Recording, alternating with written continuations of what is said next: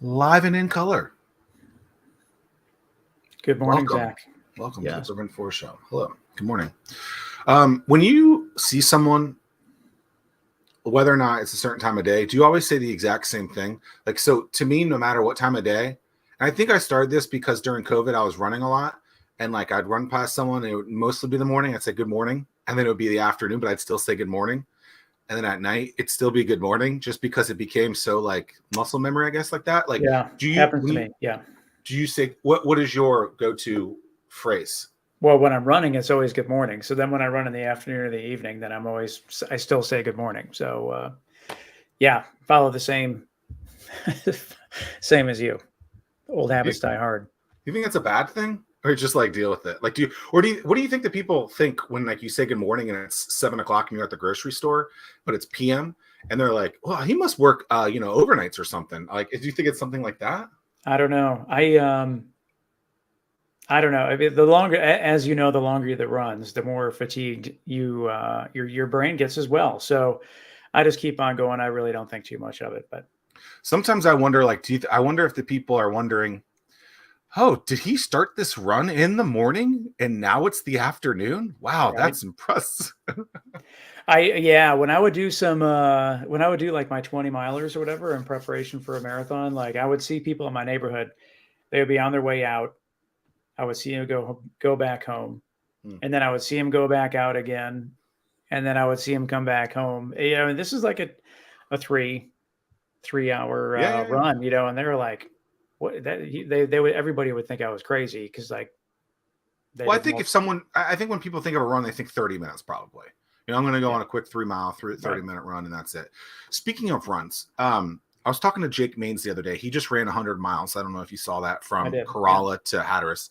Yep. And he's now trying to figure out like what's something else that he wants to do. And he saw this other person that says 7 days, 10 miles a day.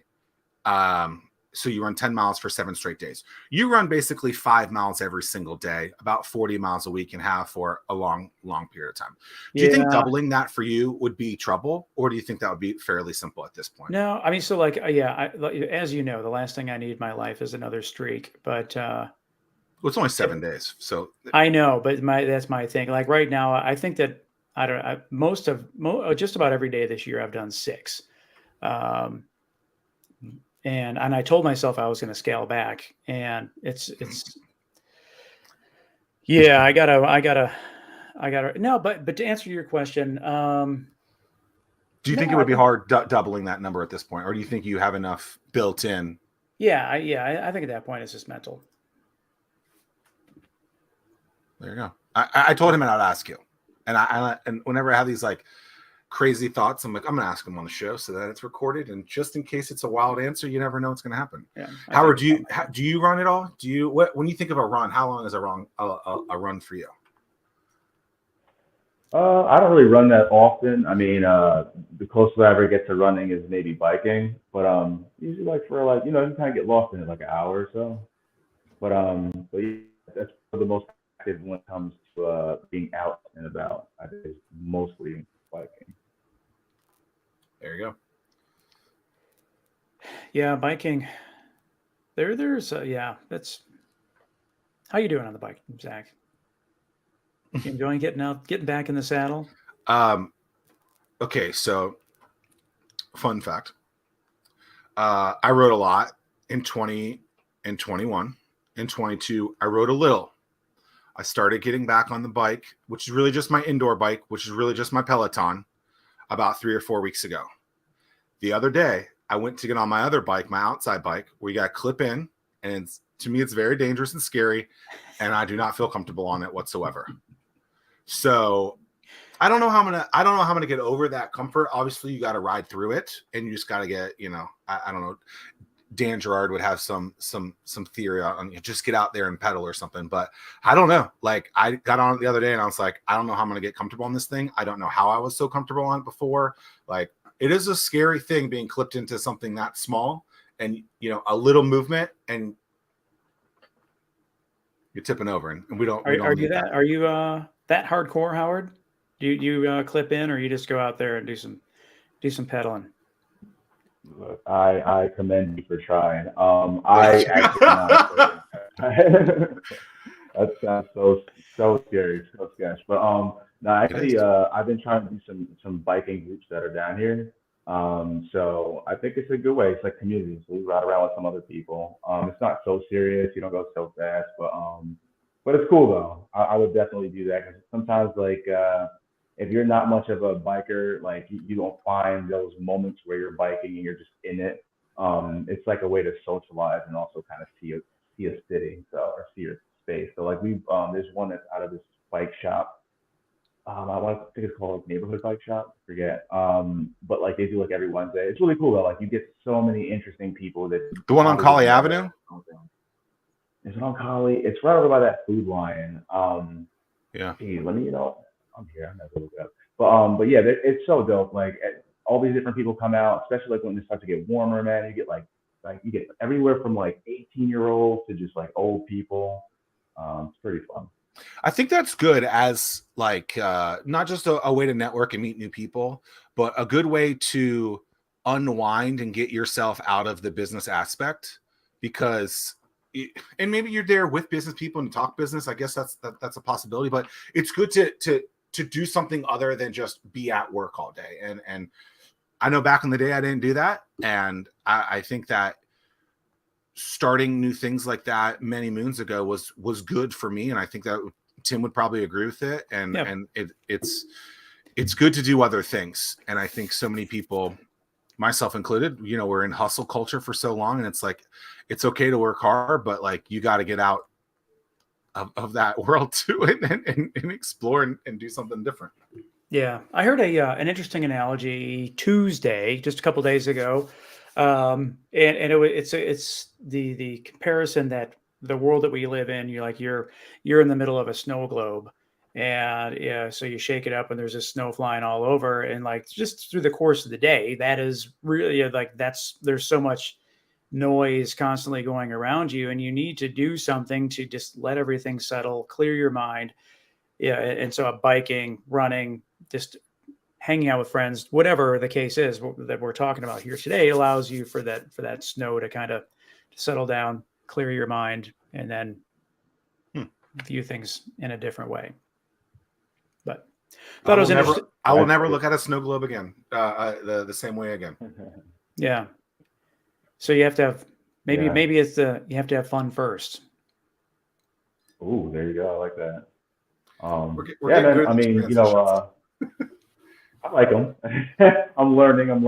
But real quick, I was gonna say, ironically, I mean, we go to work to live, right? But like one of the most common health issues in the workplace is supposed to be chronic stress. So, like, yeah, man, it's important to have that like work-life balance. And yeah, and have fun first. Yeah. So Howard, you're the founder of Fun1st. Talk about Fun1st? What is it? What are the origins? Lay it on us. Sure. So the shorter version of epic saga is that Fun1st is an education technology company. Mainly, we create softwares. I say softwares because there are all the softwares we're working on, but our chief accomplishment is the development of a behavior intervention app, PBIS. It's currently on the run. Essentially, it's a digital school store. Teachers are able to reward students for positive behavior throughout the day with these digital coins. And then kids can actually use these coins to redeem actual purchases. So this isn't like a point system where you get to pat yourself on the back. You actually make purchases. The idea is to not only help teachers with managing student behavior, but also to have kids learn the importance of being independent and fiscal literacy. The idea that like these are your tokens. You can do what you want. You can buy whatever's in the store. And it kind of was a brainchild that I had for a while, working in schools, volunteering. And during COVID-19, I lived in New York, and we had that lockdown. So like, it wasn't like what they eventually call lockdown light. We had like the lockdown heavy. So I remember being, about 23 hours that you're inside of your apartment. You had about an hour a day to go out, and they took this very seriously. So if you were outside for too long and there were cops driving around, like, they'd stop you, so I just all I had was the internet and some ideas. So I just kind of started, brainstorming like how to get some of these things developed. And this was one of the ideas that I had and I had time for. And I just kind of pushed it forward. And from there, moved down to Virginia and worked with some school districts down here, getting it out, testing it out, and now here we are. We're in our third iteration, trying to make some of the changes that the teachers talked about and that the students wanted to see if we can come that MVP. So real quick, did you say you lived in like New York City? Is that what you said? Yes, yep. I live in Harlem. And you were only allowed outside 1 hour a day. They were that strict about it. Like look, you guys know that I like anyone that's been listening to this show this entire time. I freaked out when COVID hit, but the fact that that they were telling people that you could not go outside and even walk or run or work out, but 1 hour a day, when this was a respiratory thing, that just seems very interesting. Now that we look back on it, it's like, wow. I mean, for sure. I mean, hindsight is 20/20, but like I would definitely say that. So I remember being there, and I remember how I even found out about COVID was a little bit before before it hit the news, right? I happened to be at an art gallery. I was there with a friend, and I overheard a woman talking about there were these cases coming into the Bronx of people who they were giving all these different antibiotics to, trying to help them, but for some reason nothing was working. And so you hear the murmurs. So for years you had heard murmurings, oh, this, we were due for a pandemic, and I didn't really think much of it. And then it was just a cascading effect. They were like a guy, and I forget what it was upstate. He had it, and they were like, he died. And then the next person, and then people they didn't know what was happening. And like there were people, I remember there were teachers. There were a few teachers that died. There was a principal that died. So it was one of those things where it was like this random virus is like taking some people and then not taking people. And I remember you started to get those camps where people were like, oh, it's not that big of a deal. Like, I had it the other day and I was totally fine. And then you hear people who are like, oh yeah, like my dad died. And you're like, oh, so like some people are like, going to just make it through this and some people aren't. And during that time, the building that I lived in, I mean, one thing I could say about Harlem, I lived there long enough where you walk down the street, everyone knew you, even if you didn't know their name, everybody, hey, what's going on? You're the guy I saw here at 8 o'clock every day. And I remember going out and all you would hear outside of paramedics every single day. I mean, there are paramedics, I remember, up on the sidewalks. You walk outside, there's everywhere.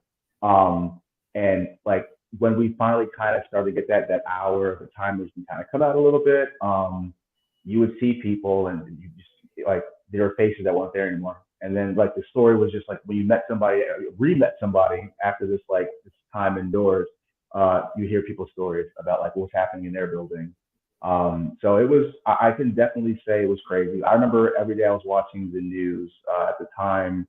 I think Cuomo was the mayor, so they had this thing where every day he would come on and he basically, not for nothing, kind of try to comfort the city and give us all the information. But I remember they would have the helicopter view of, I forget what the name of that island is, but there's an island in Manhattan where a lot of people who die, who don't have family, get buried. I think it's called Hart Island. And I remember the helicopters that were flying over Hart Island like every couple of days, and you would just see the long rows of people being buried. All the people couldn't figure out who they were related to, so we buried them. And I remember that was like it was hard to believe that it wasn't so crazy elsewhere. Like that for a lot of people, even when it first happened, that was like definitely the end of the world. Well, that is crazy saying that. Yeah, it was pretty nuts, man. It was really crazy. Crazy. Good thing we're on the other side of the pandemic at this point. Yeah, for sure. So you had the idea, and then how did you stumble on Virginia? Do you have ties with Virginia? Yeah, I had my brother lives out here. Okay. He lived here for forever, so I just he gave me the invite and I took it. Very cool. What describe us like what kind of things are on the digital store, like in terms of like, is there one, so it's K through 12. Is there a certain age group within the K through 12 system that kids really that are really drawn to it? And like, what kind of things are people drawn to?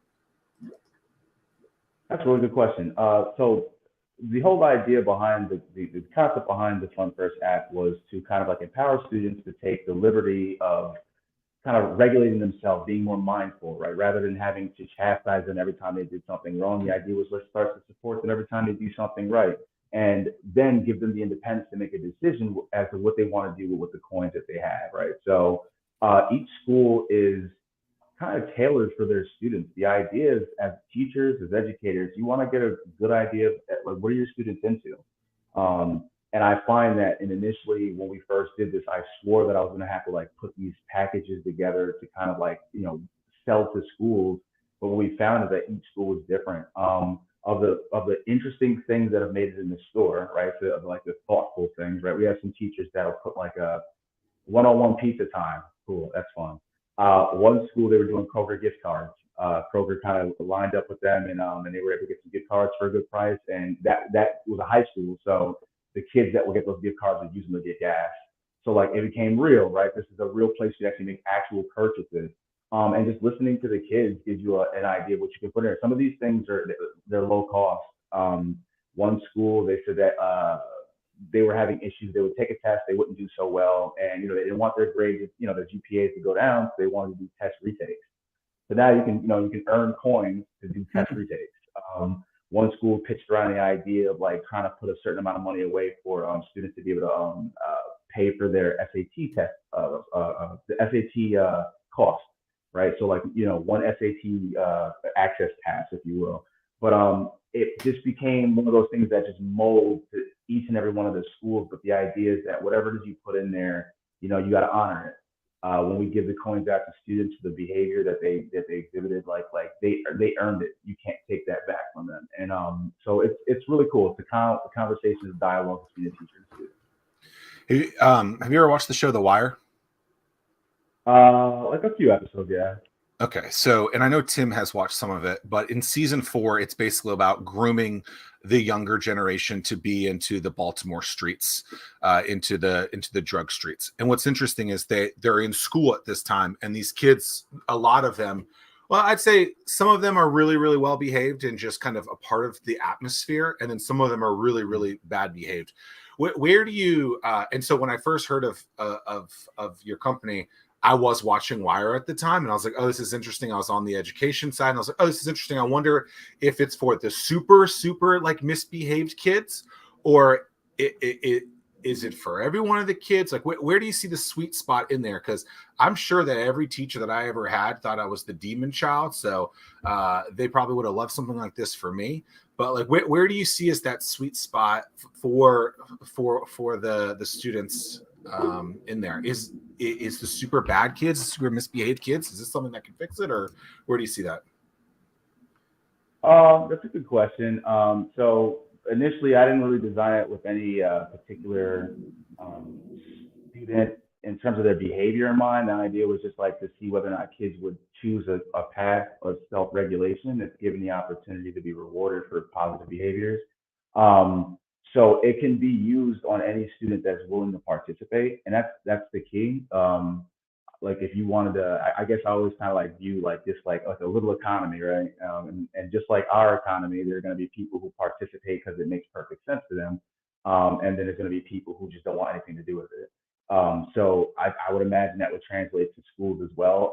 But the difference is that like like kids bring in all types of trauma from home, and they spend most of their time in school. So if there was a place where most of the negative behaviors might come out, it's going to be the place they spend most of their time. So the idea that there's some kids that are worse than others, to me is more of a reflection of the environments that they come from. I've seen kids. I mean, when we first launched this app, it was in PS 194 in Harlem, and that was considered one of the struggling schools, right? But I mean, I've been volunteering there for a while. I met some of the families. Not everybody was the same. There were some people who really put as much effort as they could into making sure that their kids grew up right, and there were some people who didn't have the time.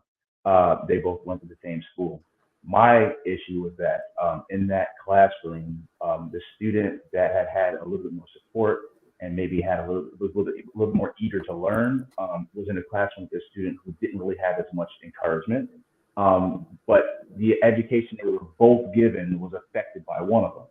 So the idea was like, could we support this student by maybe giving them a little bit more independence, because maybe life has made them more independent, right? So I don't really think it's a matter of like it working more so for one student than another. I think it's going to boil down to school culture, and I just want this application to be a part of that school culture.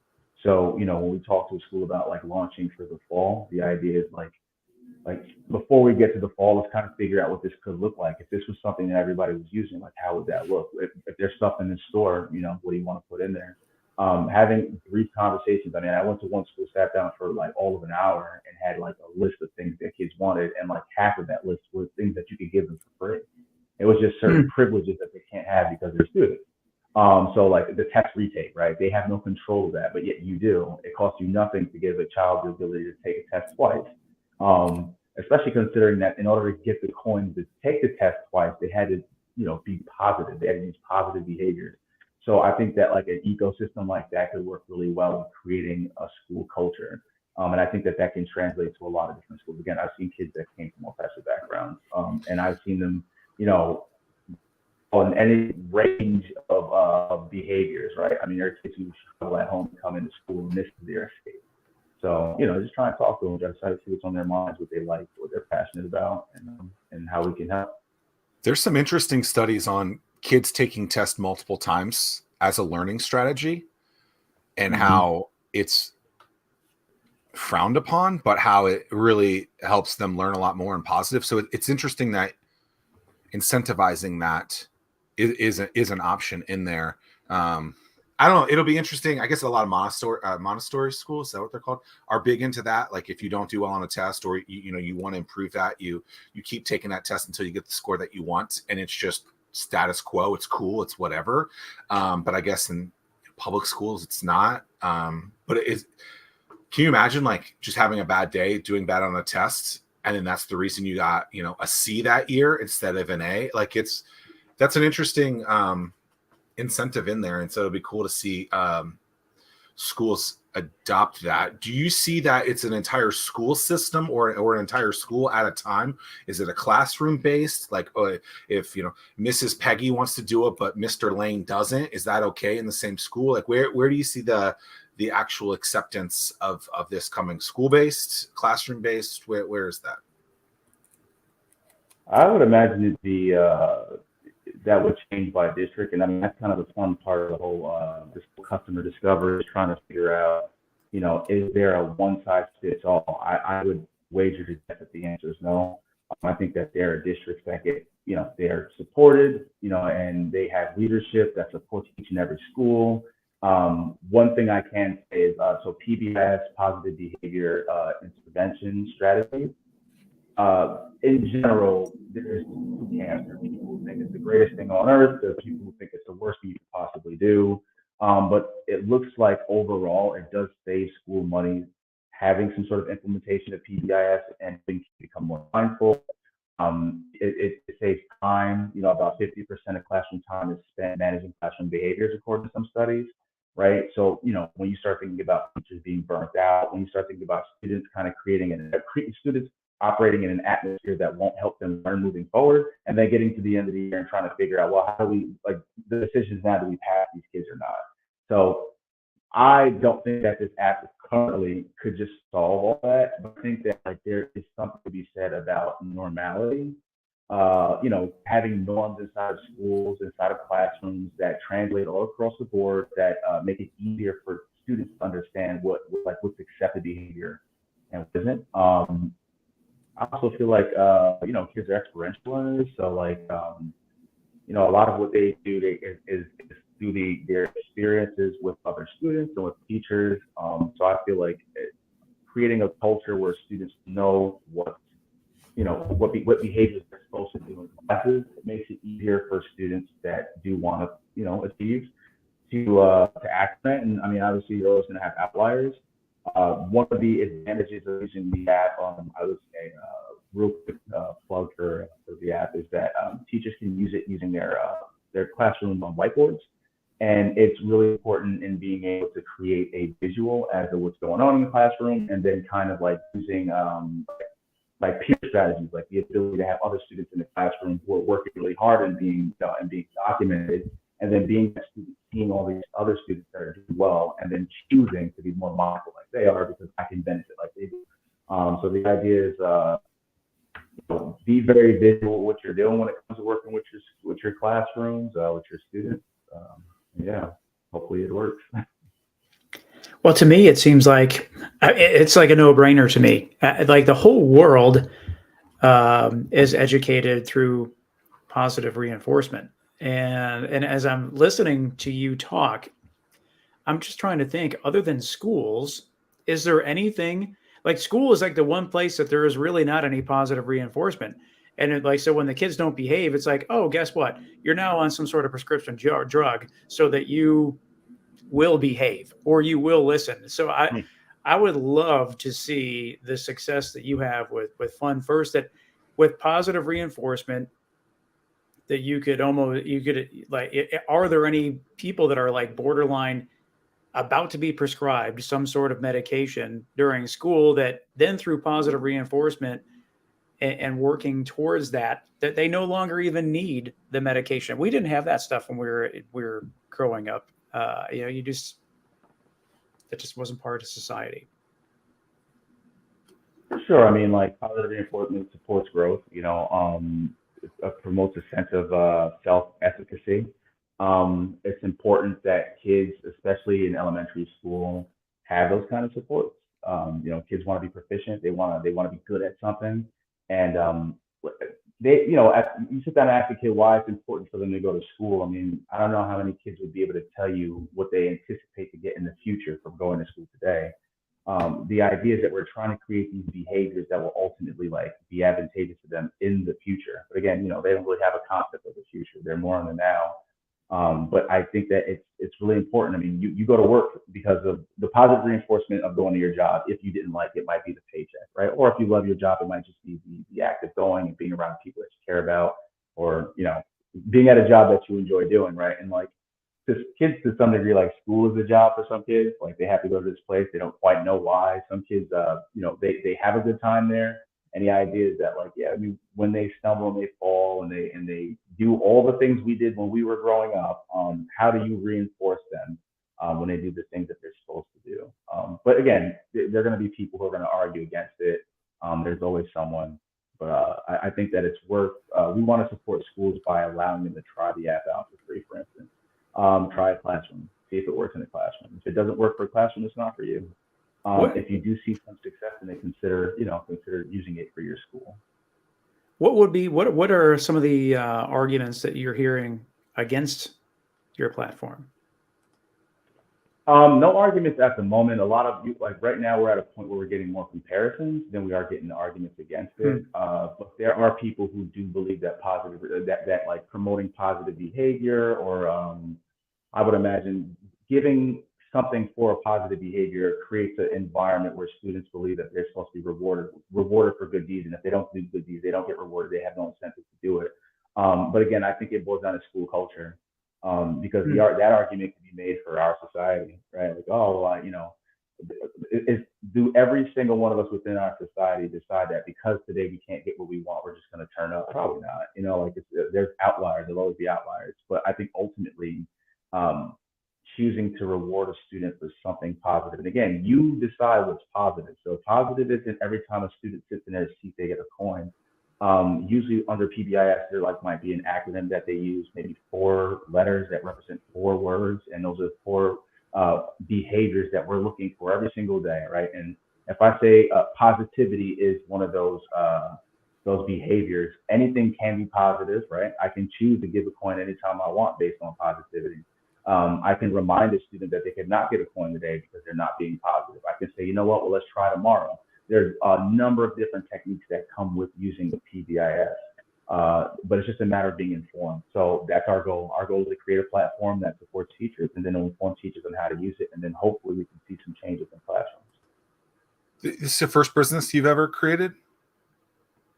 No. Before we were doing Fun1st as a education technology company, we were a subcontractor in New York City for enrichment programming for schools. So essentially, this was a interesting point, but at one point in time, about 54% of students in New York City were either considered obese or overweight, and a lot of it was because there were prioritizing, like they were prioritizing certain curriculum over others. Specifically, you start to see neglect in physical fitness. It wasn't considered, very academic. But then of course all the science came out showing the correlation between like physical fitness and cognitive ability, and then you start having these schools wanting to get back on this like we need to get these kids in shape. So we became a subcontractor, and we would do programming for schools that didn't have access to gym. It's amazing the studies that are coming out, the correlation between physical fitness and the ability to learn, and how the impacts it has on your brain. It's really it's fascinating stuff.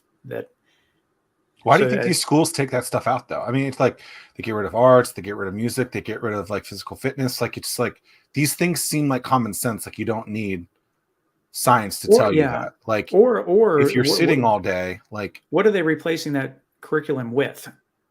I just figured they were making the classes longer. I don't know. I think that might have been the case. I know that, like, if you're a struggling school and you're trying to raise literacy rates, you might try to spend more time doing literacy programming or literacy enrichment, and that obviously would come at a sacrifice of some other program. So that might be it. I know in New York, there were a lot. So in New York, you had a lot of traditional school buildings that housed more than one school. So a lot of charter schools were in New York. So I remember working at a school. It was one school that had 3 schools in it. So they would have to kind of like, figure out who had access to the gym when. But as you can imagine, if you've got 3 schools in there, there's no way kids are getting to the gym every day.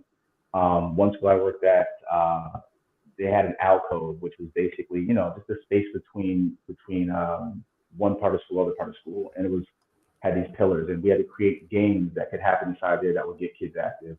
So it was very specific to New York. I mean, when coming down here to Norfolk, like even though I would imagine the numbers might be similar in terms of kids being overweight and obese, just because like a lot of kids are eating similar foods, it's not as much of a priority down here because kids do have access to gyms.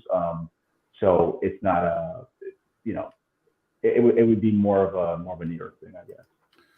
What's the typical school day? 6 hours long, roughly? 8 hours? It depends. But 6. Let's just say 6 to 8 hours, right? The fact that like I never thought of this until whatever today's date is, in 2023. Like, can you imagine today? As adults trying to learn 6 to 8 hours a day, something like how absurd that sounds. Yeah. Like, so, I mean, maybe the system is flawed in that, or maybe kids can learn in that way, but it is kind of crazy to think of the education system as a way of 6 to 8 hours of what, 48 weeks a year, 5 days a week of learning. Like that's pretty intense. 12 to 16 years of your life. If you go to college, like that's a lot of learning. Like, I mean, how much is actually like retained in that? Like, man, I don't know. Maybe they need to go back to the drawing boards and really rethink the whole school system from that. I'm just saying that out loud. It just seems a little crazy. 6 to 8 hours a day. Yes, I can watch a Netflix show for 6 to 8 hours a day, but that's a little different. I would assume. Well, I think what Howard is doing. I mean, to me, it makes so much sense. Sure. And I look back at when my kids went to school. And rather than having something digitally, they were rewarded with sticks, and when they received 25 sticks, then that entitled them to 10 minutes of extra recess or something like that. Again, like how we're saying, it doesn't cost them anything. Yeah, but the positive reinforcement that they received, and they were really, really serious. So like, if the kids were walking down the hall and they were all in single file and they were quiet, they weren't disrupting or anything like that, then a teacher would pass them a stick, but it was really, really effective. And there's leadership and team building in that as well. Yes. That at a young age is probably not taught, but team building, because then you get all the classroom together, excited to do this thing collectively. Like you see videos of that kind of stuff online, and it's incredible to see. And how does so we do have many teachers that listen to this program, but what if a school wants to jump on board, what's the onboarding process for them to to participate in Fun1st? Sure. Right now, we've been in beta testing for about a year and a half. There's some changes that we're going to be making over the summertime and with a big release for the fall. But any schools that would be interested can reach us and contact us at fun1st.org. If they're interested in giving it a try, they have, any school that's interested in it can get a free classroom started, and you can test it out for yourself, see if it works, see if you like it. We're all about trying to support teachers, giving them the tools necessary to make days easier, make classroom time spent on education and not so much management of behaviors. So yeah, anyone's interested, you can also see us at www.fun1st.org to log in or to sign up for an account to log in. So. What's your background? Do you have a passion for the kids, or are you an educator by heart? Because it seems like, yeah, you can tell that there's a connection there. Where does that come from? Oh, for sure. So my original background was in economics. So like a lot of the jobs that I took in from college until my adult life were all like finance related. So boring stuff. So I always liked volunteering. When I was in school, I went to school for a semester in Baltimore before going to St. John's and graduating. And when I was down there was a lot of like civic responsibility. It was like a big part of like the Morgan State University. So being there, I volunteered a lot, and I kind of just got like an itch for coming in and working with, and just kind of seeing how you could sit down with some kids and you could have a conversation, and it meant so much to them that you did that. One thing I remember with takeaway, I went to one community center, and I didn't know what to do. They just gave me a bunch of kids. So I basically was like, yeah, let's just do some like origami. I knew how to make cranes, right? Remember those cranes you could make out of paper? I knew how to do that.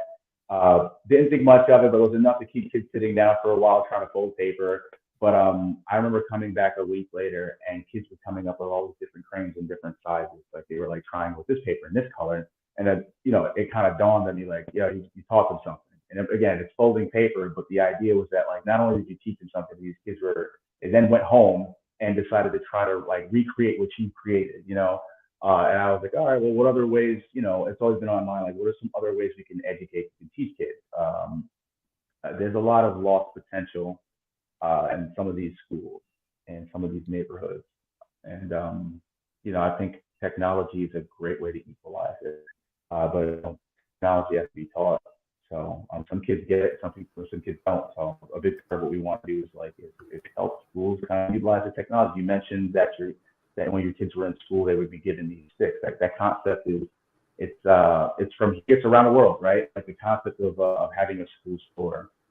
And when you think about why it was important to do that, it's like you said, it showed leadership. It gave kids the ability to earn all qualities and properties we want students to have as functioning adults, right? Like when they grow up, you want to like understand that there's times in which you express yourself, and there's places in which you express yourself, and there's places and times which you don't express yourself. Just getting kids the idea of socializing.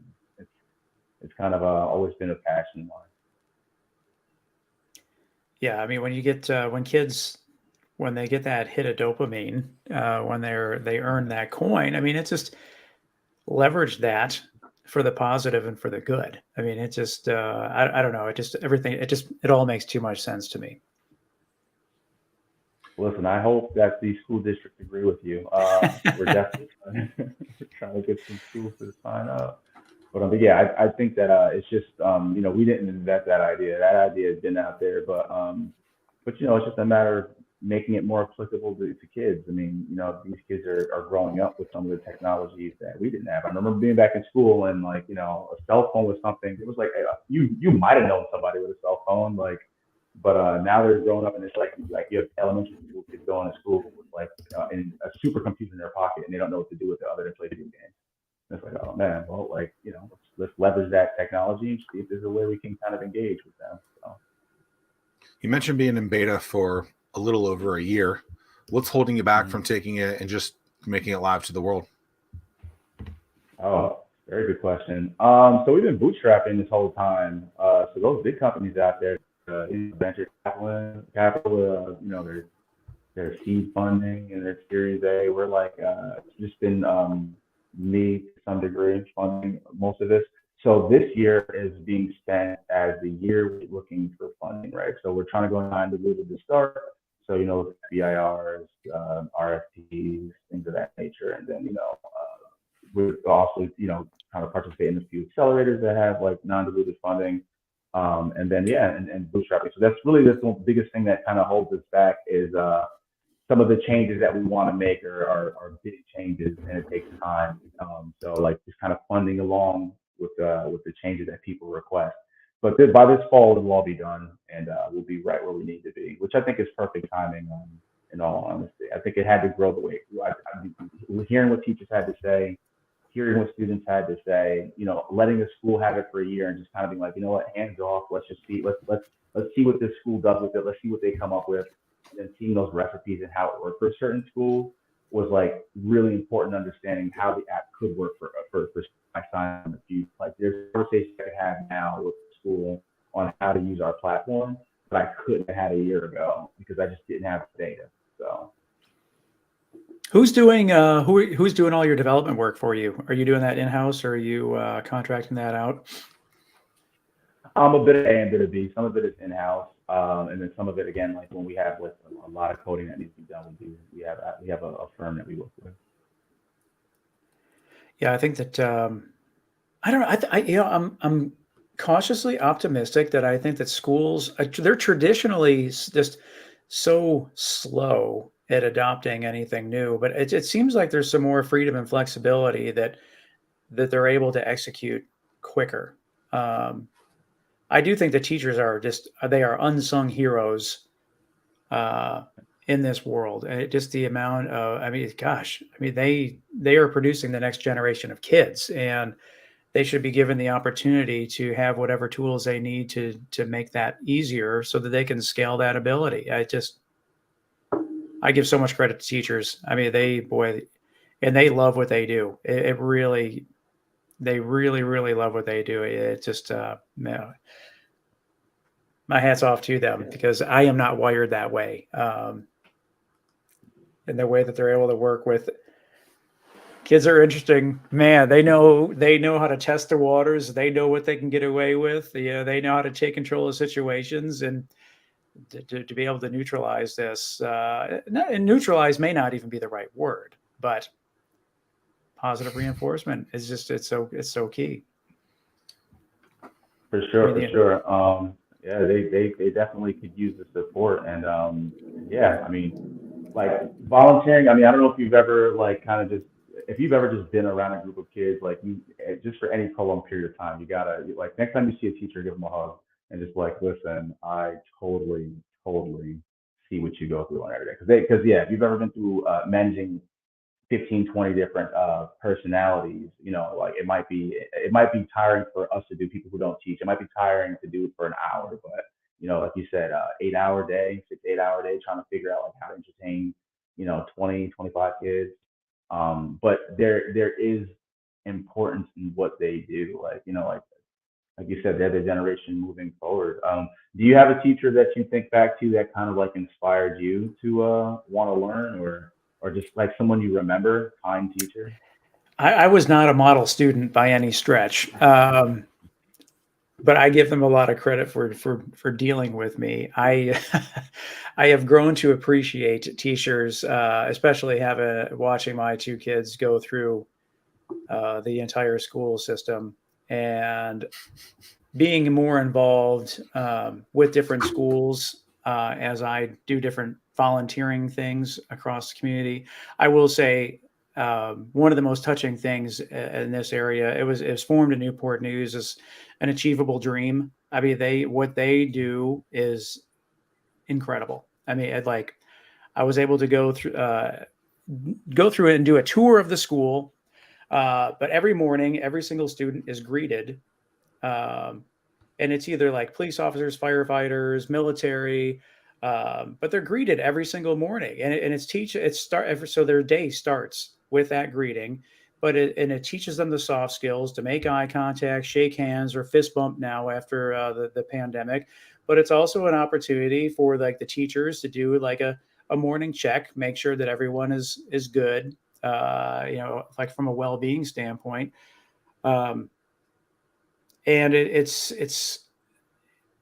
starting there, and it's typically it's in the southeast section of Newport News, so there's a lot of crime, and like this is just giving these kids a chance. And I mean, it's just a lot of times they just need the chance. And I've gone back a couple times since then, but just to see what teachers and the passion that they have to give students a chance is really, really touching. I love it. For sure. That's actually really cool. I haven't heard of the Achievable Dream, but that sounds like a really dope way to kind of be introduced every day. To like come It really, I'm telling you, they have an academy in Virginia Beach as well. But I mean, like, this is like they go early. And when they go early, but like they have a morning assembly where they have like 19 or 17 different chants, the mantras that they read out loud. You're like, I have to learn to earn, I am somebody. I mean, it's just like for them to say, I am somebody, you are somebody, we are somebody. I mean, like, I think that all of society needs to be reminded that they are somebody, because we tend to forget that. And, just really placing the importance upon themselves and them taking control of their life. But then they also offer classes like conflict resolution, meditation, and breathing. They have an etiquette class where like they teach like table settings, and like the boys in the class, they pull out the chairs and push the chairs in for the girls in the class. I mean, it's just like, it is super, super cool. And that was something that was formed here in Newport News. And there's now, like I said, Virginia Beach, and then there's Henrico. There's a school there as well. But so are they walking through like a football tunnel, like with the cops, and like, almost. And but yeah, and it's so touching.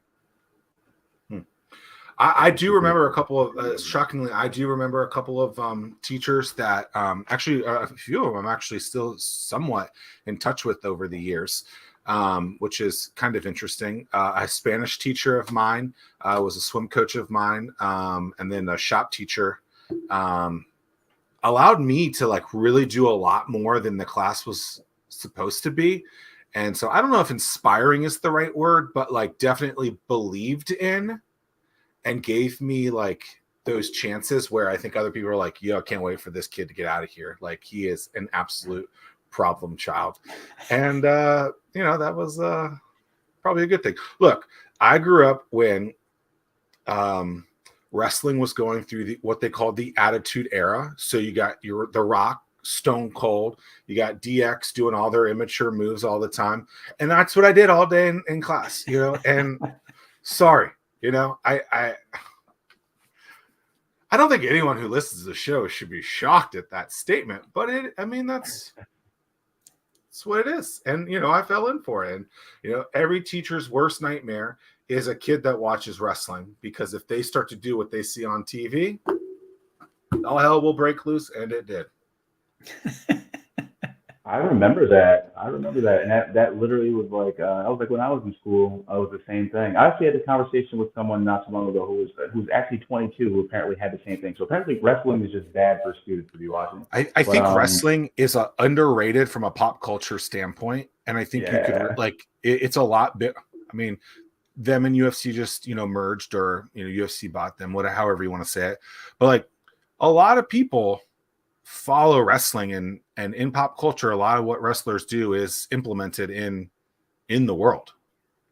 I mean, Ric Flair is 900 years old, and people are still using him in music videos. I mean, it's just crazy. Listen, The Rock is the biggest actor in the world, some could say. Like, it's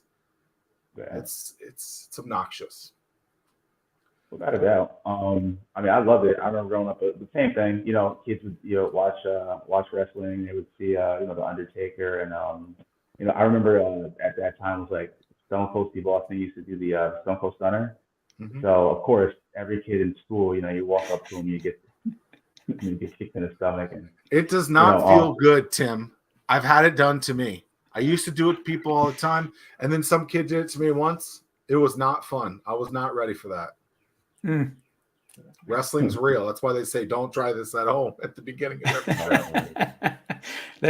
Well, they didn't used to have that banner. That when did they add that banner to the start of the program? Actually, I don't even know if they have it anymore, but they did at one point do it because I think a lot of kids were just jumping off of, like, I think probably it started when people were like jumping off crazy stuff, like jumping off of ladders, jumping off of their roofs onto like some the chair in their garage. Bill's Mafia in training. You're thinking of backyard wrestling, and it was backyard wrestling. Don't try this at home. That was the video game, and then they also had, like, I remember that was that point in time where, like, everybody was like doing backyard wrestling, like, you pull out, they'd have like tables, and one person would sit on the table, and you jump off of a chair and try to, like, you put the person through the table. But I remember that it was. That can't feel good. Yeah, not good at all, I would imagine. But yeah, it was part of the culture. It was fun. It's America's soap opera, right? Like, beautiful thing. Oh gosh, Howard, are you going to stay in Virginia for a while? Or are you looking to? Is New York pulling you back? What's in store for your future?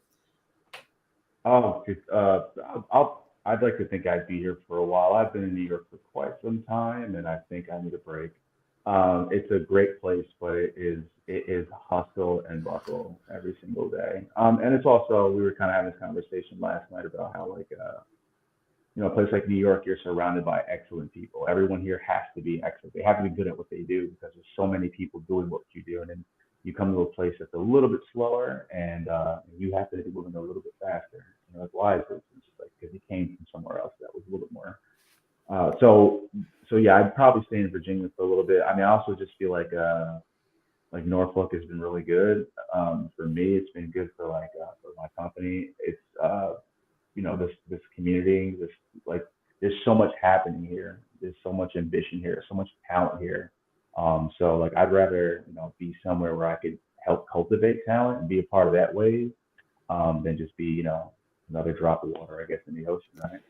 Yeah, it's an interesting. It's interesting. Do you want to be the big fish in a small pond, or do you want to go to the deep waters where you can?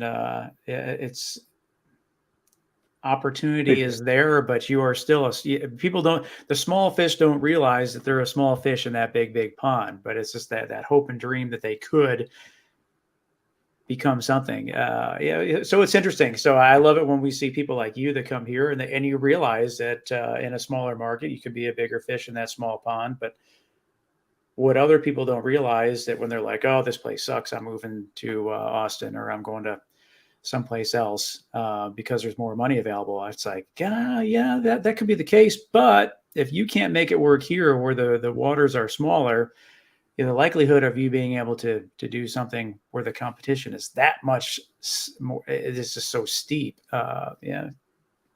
What about the adoption? What about the adoption aspect of that? That you could say that this area doesn't adopt some of the things that are there where other places would, which is why they would go to a different place. Right. I mean, I do think that this area is we're not early. Yeah. We're slow. Right.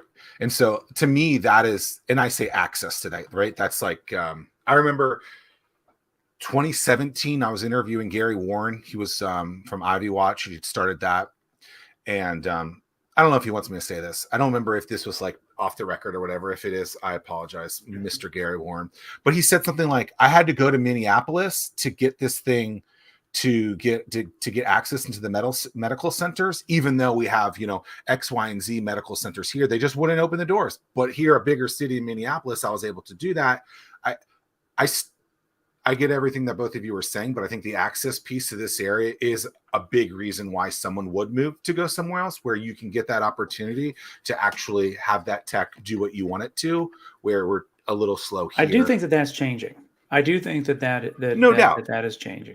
But if you go to an area where you're not going to have that challenge, it can be a lot stronger. And I would think that that's why someone would potentially go to I would even go as far as that I would say that I think that has changed. I think that there's enough there's been enough new blood injected into the system that log jam is freed up in a lot of different verticals. And it will continue. Good. Yeah. For sure. That's just my take. Is that are you in terms of doors opening for you and you talking to people, people have been pretty receptive about Fun1st? Oh yeah, for sure. I mean, again, anyone who works in education technology would tell you, like, working with schools is slow and steady, right? Just because, like you said, there are a lot of they're not quick to make changes, especially if they feel like they already have a recipe. But it's always open. People do like it. People do appreciate the concept. Not everybody is going to give it a try though. But in terms of getting, like, those early adopters, the ones that eventually influence other schools to give it a try, every ed tech company has probably gone through that. So you have to find your place. And I would say that one thing I appreciate about a place like Norfolk, Virginia Beach, or just the Hampton Roads area in general, is that like you can meet that one person, right? Like I spoke about this yesterday. Like, you go into an event where I'm from, you go to an event and you'll swear everyone you need to know is in that room, but it's like you don't realize that this room exists like 10,000 times tonight in this city alone, right? So you're like, which one am I supposed to be in to meet that person? And I feel like places like Norfolk, for instance, you could be here at Assembly and you come to an event and you can meet everyone you should know for this area. So I do like the idea of being able to be in a place where you're more likely to come across people who are going to say yes and be the early adopters. So I like it here. I really do. I agree like with that. I agree with that. I agree with that aspect totally. What's something about Norfolk that is, well, what you want to ask it? I mean, that's Go. Is that where you're going? Is that Yeah. where you're going? Yeah. Go. All right. So, New York is probably known for the dollar slice of pizza. I don't know, probably some other things too. Great bakeries, a bunch of stuff like Bagels. that. Cat's Deli bagels. Yes. What is Norfolk or the greater region? What's the food that you think is this place? So I couldn't say food wise, because I did definitely come down here looking for pizza. I've still been searching for good pizza. And I've tried a lot of places since I've been here. Pizza is kind of my thing. One thing I say about that I appreciate about like this Hampton Roads, but Norfolk is the breweries. There's beer culture here, and I never That is on point. Yeah, like there's beers. Like, I have a favorite brewery. That's not a thing I think I'd be saying in New York, but like that's very much so the case here. It's What is it? It comes from O'Connor's. I'm sorry, Three Notches. Ooh, I'm sorry, O'Connor's. Three Notches Brewery out in Town Center. I like their beer. They make some really good beer. Summertime beers, and when I think of like what it is to be here, like in the summertime and heading out to the beach and bringing your little your little pack of drinks to bring out to the beach. I think about Three Notches beer, and I'm like, yeah, that's Virginia. Yeah. I guess. Are they based here? Yeah, I think so. I want to say so. Don't get me the line though. Yeah, I mean, they're in the Gordon Biersch. They're in the Gordon Biersch, the old Gordon Biersch Town Center location. Is that what's there? I think so. They're in Town Center. Yeah, I don't know what was there before though. Yeah, I know that we took a trip to Asheville, my wife and I, because that was like ranked number 1 or number 2 for craft breweries, and everyone always raved about it. But when we got down there, we were like, "Gosh, man, this area, we like Hampton Roads a lot better than we liked Asheville." They didn't have bands playing. I mean, like you can just chill for a full day and enjoy yourself around. We are super fortunate, and I'll converse on Twitter with some folks, and they're like, "Gosh, you guys have the best breweries. We love going down to this area." It's the water. Just for the breweries, maybe so. That's what a lot of people say. A lot of people say that the water that they use is the reason why the breweries are they produce good water, or they produce good beer, which is back to the thing. If you think about it, the military, tourism, ports, beer, all water, all water based. A lot of water. The Asheville thing is interesting. What I would say from that is I've never been to Asheville, but cheerleaders. They have a lot of cheerleaders. Something this area has never really had. Cheerleaders. Yeah. And so that's a thing that's important. We travel we travel fairly often, but every time we go, we look and we'll get on whatever the social media app is where you can track all your beers. Untapped. Untapped. And yeah, I mean, like, I don't know. It's on point here. Maybe the Oh, answer that's is pretty. beer. I need that. Maybe that's our new. Maybe it's not the Mexican white sauce. It is beer. Maybe that's it. I don't know. I like that answer. Is there anything you want to talk about that we haven't talked about, Howard? Trying to think what else we got going on. I would say I know. So one of the things I've been doing now, I've been doing some mentorship with B Force, is another accelerator out here. And I do. I mean, you talked about accessibility, and I do like the idea of working with small businesses, just because there's some really, really talented people out here that have like great ideas. And they just, the access to resources like 75 Star Studio, B Force, like can be a really big deal for like the potential that's here in the Hampton Roads area in terms of getting some of these ideas to scale and then bring like, revenue back to the places that they're from. So, I mean, what are your thoughts? I mean, I know you guys have done tons of interviews with a number of different people. Like, how do you feel in terms of the support for small businesses here in Hampton Roads? Yeah, I think that the biggest thing that this area that we need to start working towards, I think in we need to set some really, what is it, a BHAG, a big, audacious, hairy goal for this area. I like that. And I think that that's what's missing, because right now everyone's working really, really hard at whatever that they are doing independently. But boy, when you put a goal in place, whether if it's a championship or whatever the case is, when everyone is working towards a common goal, I think that that's when really, really great things can happen. And I think that that's one of the things that this area really needs to work for. Like, I mean, like then what would that answer be? Like, what would the goal be from an area? Like, where do you see that?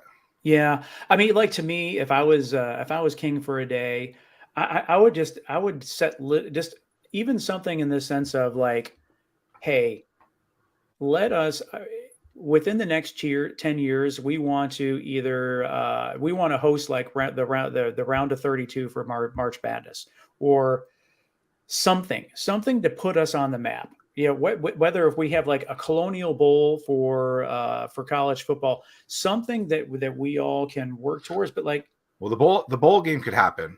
The basketball doesn't, because you don't have a big enough arena. So there's that answer. Well, but the thing is, well, I don't know. But when I look at these, I don't know. We got to figure that out and then work towards that. So like, if you look at like us just putting blindly in a proposal for HQ2 for Amazon, I mean, and then it goes, we can do something like that all day, every day. But if we keep on submitting for this stuff and not looking at why, what is it that Arlington had that we did not have? We need to start filling those gaps. But we've got to start working towards big, crazy goals. That's what I would like to see. And then that would force all of us to join forces together to work towards those things. For sure. I see that. But how big of an arena do we need? I mean, it's just 20,000. What is 8?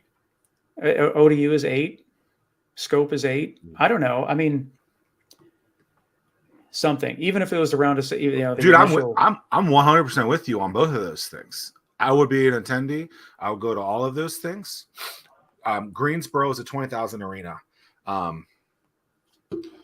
So yeah, would love that. If we ever got a professional sports team, I've said this many times, I'm putting my hat in as the play-by-play commentator on the, like the because I think that we're in a chicken and an egg thing. What's going to come first, more direct flights or a reason to bring more direct flights to this area?